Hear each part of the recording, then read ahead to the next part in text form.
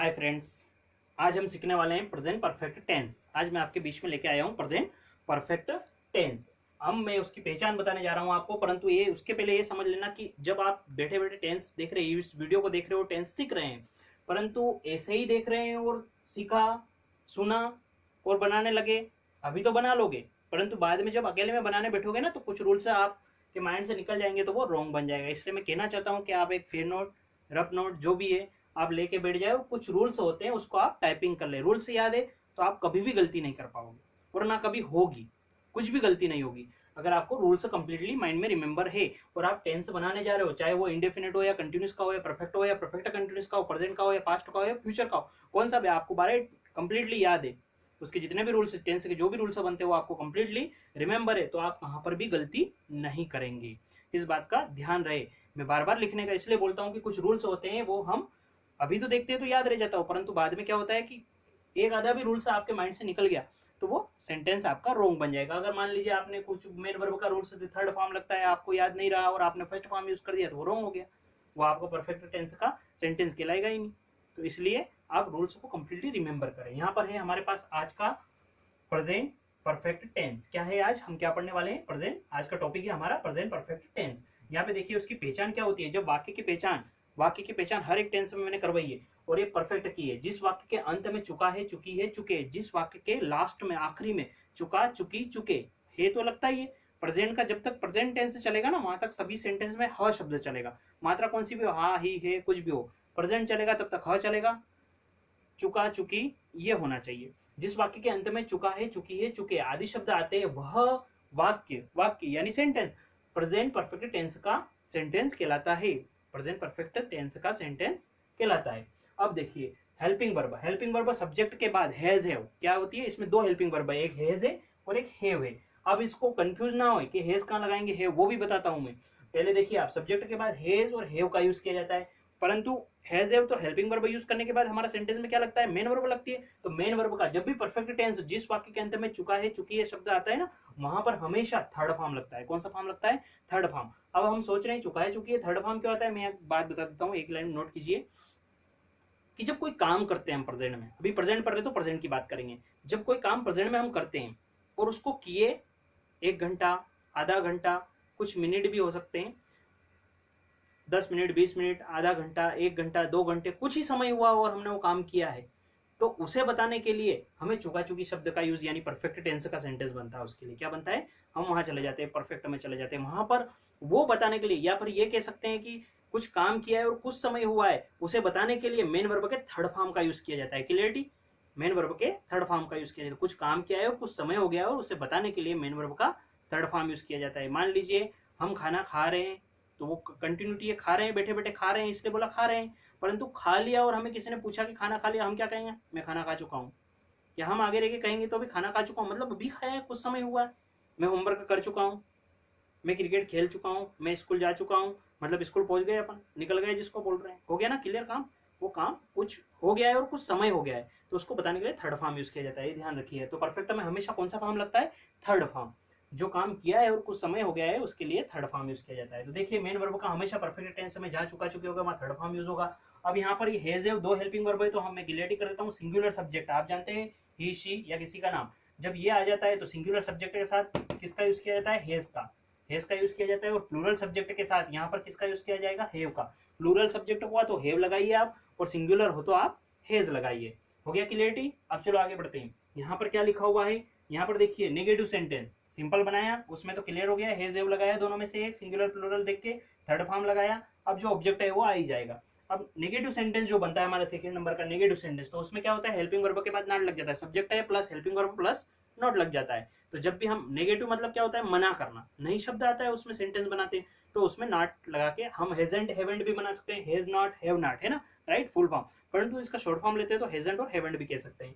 अब देखिए नकारात्मक वाक्य में हेल्पिंग वर्ब के बाद क्या लग जाता है? नॉट लग जाता है। इंट्रोगेटिव में क्या होता है? प्रश्नवाचक। प्रश्नवाचक जब वाक्य बनाएंगे, सुनना, प्रश्नवाचक वाक्य बनाते समय सब्जेक्ट के पहले हेल्पिंग वर्ब का यूज किया जाता है, यानी हैज या हैव दोनों में से एक का। सब्जेक्ट के पहले हेल्पिंग वर्ब का यूज किया जाता है, मेन वर्ब का थर्ड फॉर्म आता है, वो तो चलेगा रूल्स, है ना। ऐसे ही ये यहाँ लिखा हुआ है, देखिए इंट्रोगेटिव जब बनाएंगे तो सब्जेक्ट के पहले हेल्पिंग वर्ब का यूज आएगा, फिर सब्जेक्ट आएगा, सब्जेक्ट के पहले हेल्पिंग वर्ब, फिर सब्जेक्ट, फिर मेन वर्ब का थर्ड फॉर्म, और फिर ऑब्जेक्ट, और लास्ट में प्रश्नवाचक चिन्ह। प्रश्नवाचक वाक्य बनाते समय सब्जेक्ट के पहले हेल्पिंग वर्ब का यूज किया जाता है, अंत में प्रश्नवाचक चिन्ह लगाया जाता है। इंट्रोगेटिव नेगेटिव यानी प्रश्नवाचक नकारात्मक वाक्य बनाते समय, सुनिए, प्रश्नवाचक नकारात्मक वाक्य बनाते समय सब्जेक्ट के पहले हेल्पिंग वर्ब आता है, सब्जेक्ट के बाद नॉट लग जाता है, सब्जेक्ट के पहले हेल्पिंग वर्ब आता है, सब्जेक्ट के बाद नॉट लग जाता है, और लास्ट वाक्य खत्म हुआ, प्रश्नवाचक चिन्ह आता है, क्वेश्चन मार्क लगाना। इंट्रोगेटिव नेगेटिव में हमेशा क्वेश्चन मार्क आएगा, ये आपके माइंड में रिमेंबर कर लीजिए। अब चलिए मैं आपको कुछ एग्जांपल देता हूँ सेंटेंस के माध्यम से। मान लीजिए ऐसा बनाया हमने कि माँ खाना, माँ ने खाना बनाया है, कुछ समय हो गया है, तो माँ खाना पकाना, बनाना पकाना एक ही बात है ना, पका चुकी है। खाना बनाया है तो वो पकाई है, कच्चा तो बनाया ही नहीं है ना, तो माँ खाना पका चुकी है, माँ खाना पका चुकी है। माँ के लिए क्या आएगा? मदर। मोम भी बना सकते हैं, मोम भी कह सकते हैं ना। ये हमने क्या बनाया? मदर। मदर सिंगुलर है कि प्लूरल है? सिंगुलर है, तो यहाँ पर हम क्या यूज करेंगे? हैज। मैं बता चुका हूँ, है सिंगुलर और हैव प्लूरल के साथ। तो यहाँ देखिए आप, हमने बनाया है मदर हैज। पकाने के लिए क्या आता है? रिमेंबर कीजिए, कुक, COO के कुक। कुक मीन्स पकाना, बट क्या कहा उसने कि परफेक्ट टेंस जब भी बनाते हैं तो मेन वर्ब का थर्ड फॉर्म आता है। देखिए, subject plus helping verb plus main verb का थर्ड फॉर्म। सब्जेक्ट मोम हो गया है ना, हेल्पिंग वर्ब हैज ले ली, मेन वर्ब का थर्ड फॉर्म कुक, पकाना हो गया, ऑब्जेक्ट खाना है, क्या है? भोजन बना हुआ। तो मदर हैज कुक्ड, ईडी लगा दो आप, इसका थर्ड फॉर्म हो जाएगा। कुक का थर्ड फॉर्म क्या है? कुक्ड। सेकंड फॉर्म भी कुक्ड ही होता है ना, कुक्ड। ये हो गया mother has cooked food, means भोजन बना हुआ, कंप्लीट। ईट मीन्स खाना होता है, आप ये खाना वो खाने वाला नहीं समझे, ये भोजन बना हुआ कंप्लीटली, उसको हम खाना कहते हैं। तो ये फूड हो गया, फूड मीन्स भोजन बना हुआ।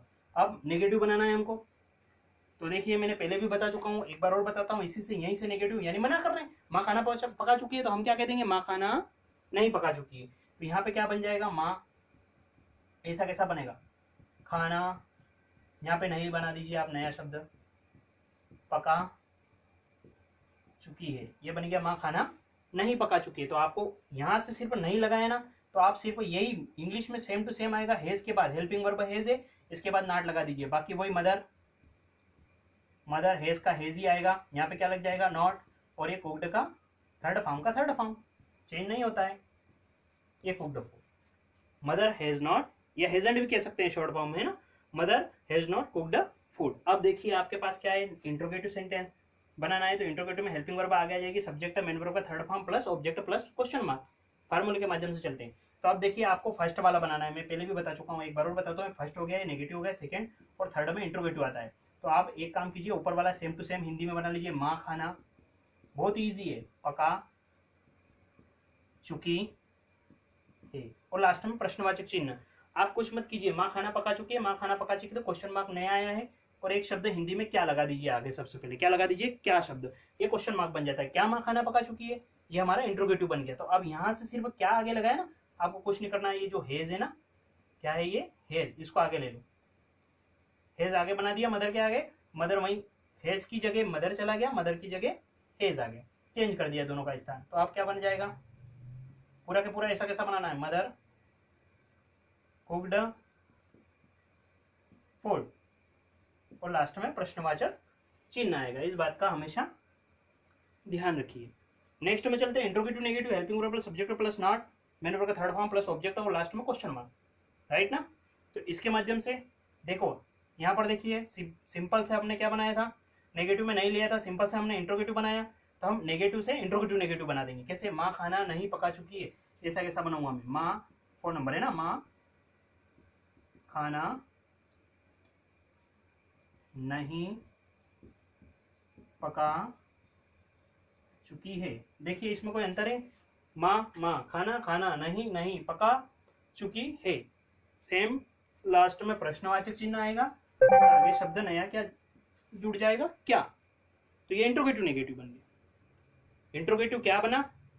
तो इंट्रोगेटिव लगाया, नहीं लग गया तो नेगेटिव भी बन गया साथ में, इंट्रोगेटिव नेगेटिव। अब देखिए, अगर हिंदी में इस प्रकार से बना तो इंग्लिश में भी ऐसे ही बनेगा। इसी में से आप यहां से हेज को उठाइए, नेगेटिव आ गया, आपको सिंपल आ गया तो इंट्रोगेटिव आ गया। आपको सिंपल सेंटेंस बनाना आ गया तो इंट्रोगेटिव आ गया, और नेगेटिव सेंटेंस बनाना आ गया तो इंट्रोगेटिव नेगेटिव बनाना आ गया। दो ही सेंटेंस से आप 4 बना लोगे। देखिए कैसे। अब आपने देखिए हेज यहां से उठाया, कुछ नहीं करना, हेज अब यहाँ मदर से लगा के कुछ भी नहीं छोड़ना है, सब उतारना लाइन से, वन बाय वन। हैज को आगे रख लीजिए। हैज क्या है? Helping verb. इंट्रोगेटिव नेगेटिव बनाएंगे तो हेल्पिंग वर्ब आगे आएगी। यहाँ देखिए हैज मदर, फिर क्या आ जाएगा? नॉट कुक्ड फूड, लास्ट में क्वेश्चन मार्क। क्वेश्चन मार्क तो इंट्रोगेटिव नेगेटिव सेंटेंस में हमेशा चलेगा, इस बात का ध्यान रखना। अब एक बात और बता देता हूँ, ये हमने हैज नॉट वगैरह लगाया है, मदर के बाद सब्जेक्ट के बाद नॉट लगाया है। कभी कभी आपको सेंटेंस बना हुआ इस प्रकार से मिल जाएगा कि यहाँ पर डायरेक्ट आपको यही वाला बताता हूँ मैं, क्या है? हैज मदर कुक्ड फूड है ना, तो ये तो ठीक है, बट ये इंट्रोगेटिव नेगेटिव वाला देखिए आप। इंट्रोगेटिव नेगेटिव में क्या करेगा वो? हैजंट, क्या बना देगा? Hasn't mother cooked food. आप कभी भी कंफ्यूज ना हो। अब ये वाला जो बना हुआ है ना, इसमें नॉट बना है तो वहां पे वो हेजेंट, ये नॉट हटा के हेजेंट पूरा कंप्लीटली साथ में जोड़ सकता है, तो वो भी राइट है। मैं आपको ये बताना चाहता हूँ कि हमेशा ध्यान रखना, कभी कभी आपको सेंटेंस मिलेगा यहाँ पे हेज मदर के बाद नॉट लगाए वो, और कभी कभी आपको ऐसा बना हुआ मिल जाए हेजेंट मदर कुक्ड फूड। यहाँ देखो मदर और कुक के बीच में नॉट है, यहाँ मदर और कुक के बीच में नॉट नहीं है, यहाँ पे हेज है और यहाँ पे हेजेंट है। तो मैं आपको बता चुका हूँ हेज नॉट फुल फॉर्म है, और इसका शॉर्ट फॉर्म जब स्पोकन इंग्लिश सीखते हैं ना, तो उसमें has not, have not, is not ऐसे नहीं बोलते, इज द नेमंट, aren't, hasn't, haven't, is don't, doesn't, इस प्रकार से जल्दी बोलना, क्योंकि इंग्लिश बोलना है तो फास्टली बोलना चाहता है कोई भी, तो उसके लिए वो सारी चीजें शॉर्ट फॉर्म यूज करता है। क्या यूज करता है? Short form. तो ये हैजंट, हैवंट, इजंट, एमंट, आरंट जो भी होता है, वाजंट, वरंट, तो ये सारी चीजें क्या होती है? शॉर्ट फॉर्म में आती है। तो अगर आपको कहाँ हेजेंट मिल जाए तो समझ लीजिए वो मनाही कर रहा है, नोट लगा हुआ है उसमें, तो फिर मदर सब्जेक्ट के बाद फिर नॉट नहीं लगेगा, क्योंकि वो हेल्पिंग वर्ब नेगेटिव सही कहाँ आ गई? सबसे आगे आ गई। इंट्रोगेटिव बनाते तो हेल्पिंग वर्ब आगे आते हैं, सही बात है। तो हेल्पिंग वर्ब आगे आती है तो कभी कभी क्या फुल फॉर्म लेते तो सब्जेक्ट के बाद नॉट लगता है। क्या रूल्स के माध्यम से सब्जेक्ट के बाद नॉट बनाया हुआ है, तो वहां पर क्या है उसने आगे ही short form negative helping verb लेके शॉर्ट फॉर्म आगे ही लगा दिया, तो फिर मदर के बाद नॉट मत लगाना कभी भी, क्योंकि शॉर्ट फॉर्म यूज कर लिया उसने। उसका भी अर्थ यही निकलेगा, क्या माँ खाना नहीं पका चुकी है, और मदर के बाद नॉट लगाया, उधर हेज यूज किया, तो उसका भी हिंदी में अर्थ वही निकलेगा। हिंदी मीनिंग उसका वही होगा, कोई अंतर नहीं आएगा। यहाँ हेजेंट यूज किया, मदर हैज नॉट किया हमने यूज, वो कह देगा मदर हैजंट कुक्ड फूड, उसका अर्थ भी यही निकलेगा कि माँ खाना नहीं पका चुकी है, कोई अंतर नहीं है। मैं आपको सिर्फ क्लियरिटी करना चाहता हूँ कि कभी ऐसा हो जाता है कि ऐसा नहीं पढ़ा हमने, ऐसा ही पढ़ा है, तो ये तो रॉन्ग है। रॉन्ग नहीं है, वो राइट है। शॉर्ट फॉर्म यूज किया गया है तो आप सब्जेक्ट के बाद नॉट यूज नहीं करेंगे फिर, क्योंकि हेजेंट हेवंट आपने वहीं ले लिया है, और आपने फुल फॉर्म लिया है तो हेज या मदर के बाद नॉट लग ही गया। हमने कई सेंटेंस सीखे हैं। नेक्स्ट टेंस जो पीछे हमने पढ़े हैं वीडियो में, उसमें भी मैंने बताया है कि फुल फॉर्म शॉर्ट फॉर्म हर एक में, जहां पर हेल्पिंग वर्ब आ रही है, मैं हर एक हेल्पिंग वर्ब की आपको शॉर्ट फॉर्म भी बता रहा हूँ, नेगेटिव वाली और फुल फॉर्म भी। फुल फॉर्म तो आप जानते हो, हेल्पिंग वर्ब का बाद आपने अलग से नॉट लगाया तो वो उसका फुल फॉर्म है, बात खत्म, वहीं मैटर क्लोज हो जाता है। बट आगे बढ़ते हैं, अगर शॉर्ट में लेना है तो आप उसमें एंटी यूज कर दीजिए। क्या यूज कीजिए?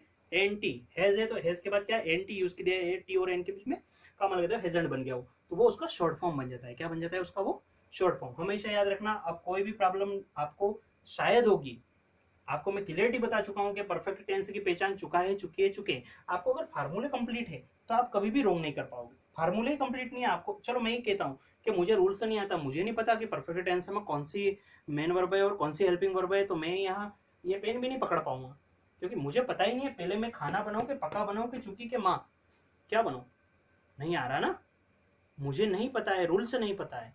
और रूल से पता है तो मैं अभी बता दूं कि क्या बनेगा क्या नहीं। वाक्य सुना, माइंड में गया, हिंदी वाक्य, जब हिंदी सेंटेंस हमारे माइंड में गया, हमारा इंग्लिश अपने आप बाहर आ जाएगा।